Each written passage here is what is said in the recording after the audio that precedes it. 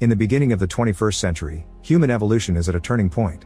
Based on natural selection, scientists predict that the future will be full of smart people and advanced technology. However, humans soon prove the theory wrong. Since they're on top of the food chain, they don't need to continue evolving, so they get lazy and dumber every day. The smart rich people think a lot before having children since it's such a big decision, but they end up waiting so much that they die without having any heirs. On the other hand, dumb poor people keep on multiplying like bunnies and make more dumb kids that in the future have even dumber babies. In 2005, in a military base in Washington, D.C., Army librarian Joe is watching TV during a shift. Suddenly he's approached by his senior, who announces Joe is getting replaced because he's been chosen for a very secret project. Joe protests because his plan has always been to retire as a librarian since it's an easy and calm job. However, the orders come from the higher-ups and he can't refuse. Meanwhile, the higher-ups are discussing the chosen people for the secret project. Their science team has invented human hibernation pods so they can preserve their finest men and revive them in times of need. First they need to test them, so Joe was chosen because he's the most average man in the military and has no family. They also need a woman, but since the army doesn't have any, the colonel has chosen a naughty worker named Rita, who often entertains private army parties. The army will be paying her hustler upgrade and Rita's crime history will be cleaned. The first test will leave Joe and Rita asleep for 1 year and is highly classified, meaning nobody else knows about this. The next day, Joe and Rita are together in a waiting room for a medical check. Joe chats with Rita, who pretends to be a painter when Joe asks about her life. When the scientist puts them in the hibernation pods, they're given IVs and Rita freaks out. Joe calms her down and asks her to trust the army. When Rita accidentally mentions Upgrade, she pretends that's her boyfriend and Joe thinks it's a Dutch name, still not seeing all the suspicious holes in her story. Then the scientists put them to sleep and close the pods, locking the lab door when they leave. Soon the colonel and Upgrade get arrested because of their involvement with illegal substances and dirty workers. This scandal causes the base to be closed and the building demolished, so the pods are left forgotten under all the debris. While Joe and Rita sleep, years pass and society begins to get more and more stupid every day at a scary speed. People hope that genetic engineering will fix this, but unfortunately the brightest minds and most resources are spent on less important problems like hair loss. Population eventually explodes and intelligence declines until humanity can't even solve the most basic problems. Garbage is stacked for centuries and in 2505, the Great Garbage Avalanche happens. A truck is dropping more garbage on the pile and the weight finally becomes too much, so a huge landslide goes down. The pile of garbage falls and drags Joe's pod, dropping it through a window into Frito's apartment. Ignoring the disaster behind him, Frito watches a very dumb comedy show on his giant TV. The pod activates and awakens Joe, who is dizzy and confused. He keeps asking about the situation and Frito gets annoyed, so he gets off his toilet chair and throws Joe out of the window. Afterward, Joe looks around for help, but people talk in English that mixes hillbilly, valley girl, and inner city slang, so he can't communicate with the locals, who call his speech pompous. As he looks around, Joe notices how much the city has changed. Everything is in ruins, there are ads everywhere, and brands use dumb or dirty names. Eventually he finds a hospital with a badly designed sign and goes inside, finding more signs that look like a fast food place, dirt and trash everywhere, and even slot machines. The receptionist doesn't speak, she just has buttons to press for the right symptom. Because Joe describes a bunch of things and doesn't know what's happening, the receptionist goes for the I don't know button. While waiting to be called, Joe tries to drink from a water fountain, but an energy drink called Brondo comes out instead. He asks a man about it, who laughs at the idea of wanting to drink water since it belongs in the toilets. Then Joe makes a line to enter a diagnostic machine, where they make him put plugs in his mouth, ear, and rear. However, the technician mixes the plugs and Joe has to put the rear one into his mouth. The disgust has him rushing to wash his mouth with energy drink. Next, Joe goes to the doctor's office and sees a magazine dated 2505, but he thinks it's a misprint. The doctor says a bunch of nonsense and concludes Joe is retarded, for which he charges him $5 billion. When Joe looks at the bill, he sees the year 2505 and finally realizes he's in the future. While the doctor keeps asking him about his citizen tattoo, Joe goes to the window to take a better look at the city. There's destruction and trash everywhere, and there are barely any tall buildings left. The doctor realizes Joe is unscannable. At the same time, Joe realizes he's been slept for 500 years, so they both scream. Since the doctor activates an alarm, Joe runs away. On the streets, he notices more things like the big clock that is stuck on the same time all day and the signs with dirty pictures plus curse words. The economy is in neglect and food supplies are ravaged. Joe goes to the cinema and learns the only available movie is a 90 minutes recording of a naked rear farting, which has won 8 Oscars. Everyone around him finds it hilarious.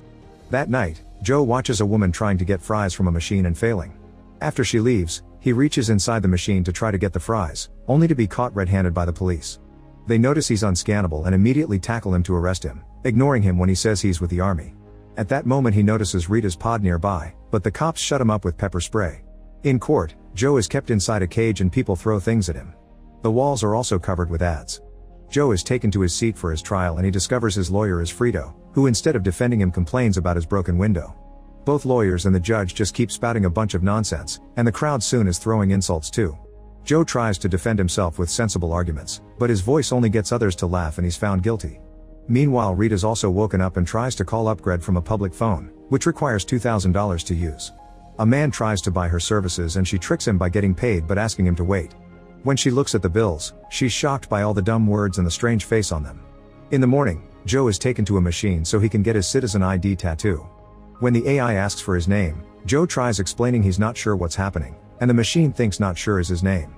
Joe tries correcting it but it's too late. He gets the tattoo and the ID shows a very bad picture with the wrong name. Next, Joe is taken to an amplitude test so they can choose the right jail job for him. The test is easier than first grade and it upsets Joe to see people having trouble with simple shapes. Afterward, Joe is taken to prison, where he sees too many people locked up in the same cell and guards throwing food at them as if they were pigs. Finally, understanding just how dumb everyone truly is, Joe tells a guard that they made a mistake and he's supposed to be leaving jail today, not getting in. The guard sends him to the reception, where an officer takes off his handcuffs before checking the system. He quickly realizes he isn't supposed to leave, so Joe asks him to check the physical files. While the cop is distracted, Joe runs out of the building. The automatic weapons by the door try shooting him, however they're in a bad state and destroy each other instead. By nighttime, Joe returns to Frito's apartment and asks if time machines have been invented. Frito says they have but refuses to help him find it, however he agrees when Joe promises to go back to the past and open a savings account in Frito's name, which would have $80 billion by now. At that moment, the cops start pounding on Frito's door, so Joe changes clothes and escapes with Frito through the window. The duo leaves in Frito's car and finds Rita wearing new clothes at a corner where she's still tricking the same guy for money. Joe drags her into the car by force and explains everything while they drive away, which gets Rita yelling in anger. Unfortunately, there are scanners at various spots on the streets and they detect Joe's tattoo, so now the cops have their location. To make matters worse, the car suddenly stops because the battery runs out. The trio gets out and hides right before the cops arrive to shoot the car down. A crowd gathers around the unnecessary explosions and even start a fight just for fun. After many hours of walking, the trio makes it to Costco, which now sells every product no matter the category. It offers school courses too, and Frito became a lawyer here. There are also multiple food chains that now are dirty clubs with pun names. The place is so big that they need to take a shuttle to reach the electronics section, and Rita goes to the bathroom while they wait. Frito begins making very inappropriate comments about her, and when Joe tries to stop him, his tattoo is scanned again and his face appears on all the screens. Frito gets on the shuttle to escape while the cops quickly surround Joe, arresting him and throwing more pepper spray on his eyes. Rita comes out of the bathroom and sees the cops, so she stays hidden. Moments later, Joe is taken to the White House and meets the president's team. He's shocked to hear that his IQ test shows he's the smartest guy in the world, so they want him to be Secretary of Interior. Joe tries to explain this makes no sense but is interrupted by the arrival of President Camacho, who grabs Joe's head thinking it should be bigger for a smart guy. Afterward, Camacho calls for a special meeting and announces on national TV that his new Secretary of Interior, Mr. Not Sure, will solve all their problems in a week because he's very smart, and Joe will get a full pardon if he does. The crowd is skeptical at first, but Camacho convinces them all with a song. Afterward, they do a full parade while drinking beer and raising their middle fingers. Sometime later, there's a cabinet meeting and Joe asks Frito to join it as his lawyer. In private, Joe asks Frito where the time machine is, but Frito isn't good at giving directions. Joe needs a distraction and asks the cabinet to take him to see the dead crops. He also asks the guards to find Rita for him, and everyone thinks she's his lover. When they make it to the countryside, Joe confirms the soil is awful. After Frito secretly gives him a map to the museum with the time machine, the guards bring Rita over. Joe pretends he needs some time alone with Rita and takes her behind the bushes so they can open the map, which is not useful at all. They have no choice but to return to the team, and when they approach the sprinklers, they're shocked to discover the crops have been watered with energy drink. It turns out that in 2330, Brondo got rid of water because they saw it as a threat, and now even the cows and babies are fed the energy drink. It takes Joe several hours to convince the team to change Brondo for water, and in the end he wins the argument by saying he can talk to plants so he knows what they want. They spend the whole day installing new water sprinklers with the support of Camacho. When night falls, they're given a room in the White House. Rita reveals she got a pardon thanks to Joe and offers him to share the bed for the night, but Joe refuses because he still thinks she's a painter dating her manager Upgrade. A few days later, someone throws a rock at the window and Joe sees an angry crowd outside. It turns out changing to water has dropped Brondo's stocks to zero and a large part of the population has lost their jobs, so now they're protesting. An emergency cabinet meeting is held with the Brondo CEO, who blames everything on Joe's plan. Soon he's taken to trial and Fox News makes an awful coverage of it as usual. Joe is found guilty and sentenced to a night of rehabilitation. At first Joe thinks that sounds fine, but rehabilitation happens to be a monster truck arena where prisoners are chased and killed if they don't run fast enough. Rita visits Joe in prison and notices they've chained him to a rock so he can't run away like last time. Joe asks her to find the time machine, return to the past, and tell everyone to stay in school. That night, even Camacho attends rehabilitation and the crowd beats up the guy singing the national anthem. Two huge trucks enter the arena showing dangerous weapons that look like a man's organ, but Joe only gets a flimsy car with a flaccid silicone member. The cops put Joe's rock on the back of the car, which breaks a good chunk of it. When he drives in, people start throwing things at him. At the White House, Frito watches the show while Rita looks out the window. She's shocked to see a flower growing in the garden and asks Frito to take her to the arena. On their way there, they see the crops are truly growing. When the confrontation begins, a third truck enters the arena. It's even bigger and brings down part of the building, so it ends up buried under the debris. One of the small trucks goes ahead and quickly rips the roof off Joe's car before the other one hits it on the side.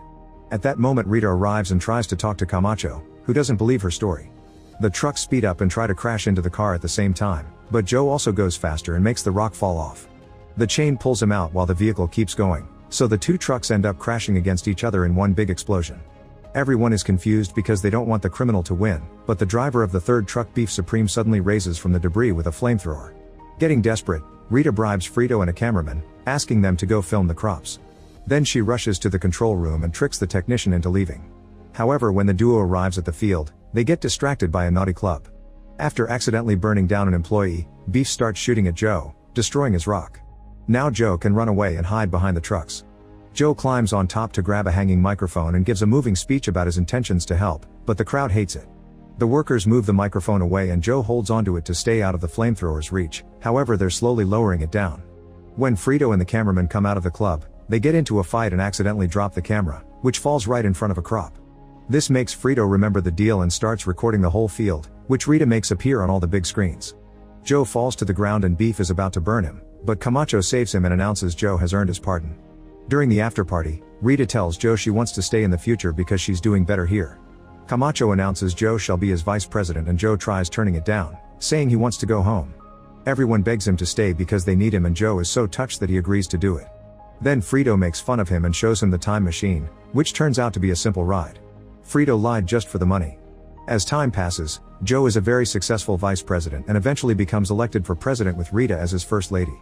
As a new era starts for the country, Rita and Joe have the 3 smartest kids in the world. Vice President Frito takes 8 wives and has 32 very dumb children. Meanwhile, in another pod, Upgrade appears in the future too. Make sure to subscribe and turn on notifications so you can watch more videos like this. Thanks for watching.